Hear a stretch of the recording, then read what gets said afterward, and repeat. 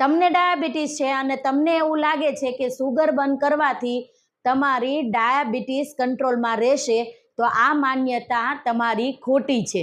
હા, સુગર તમારા ડાયાબિટીસ માટેનું એક મોટું કારણ બની શકે છે, પણ બીજા ઘણા બધા કારણો છે તમને ડાયાબિટીસ આવવા માટેના. પહેલું, બેઠાડું જીવન.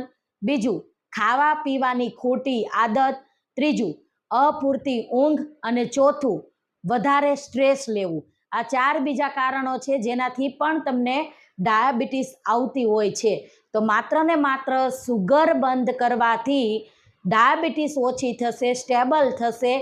એમ નેગેટિવ ઇમ્પેક્ટમાંથી તમે પોઝિટિવ વેમાં જાઓ અને ત્યારે જ તમે બાકીના જે કારણો છે, જીવનશૈલી છે, લાઈફસ્ટાઈલ છે, આદતો છે, એને બદલશો. જેમ કે ખાવા પીવામાં થોડું ધ્યાન રાખશો, જંક ફૂડ બહારનું બંધ કરશો, તેવી જ રીતે ઊંઘ પ્રોપર લેશો, સ્ટ્રેસ ઓછો કરશો અને દિવસ દરમિયાનની તમારી એક્ટિવિટીઝ વધારશો અને આ ડેઈલી કરશો, નિયમિત કરશો, ત્યારે પણ તમારું ડાયાબિટીસ સ્ટેબલ રહેશે અને તમે એને કંટ્રોલ કરી શકશો.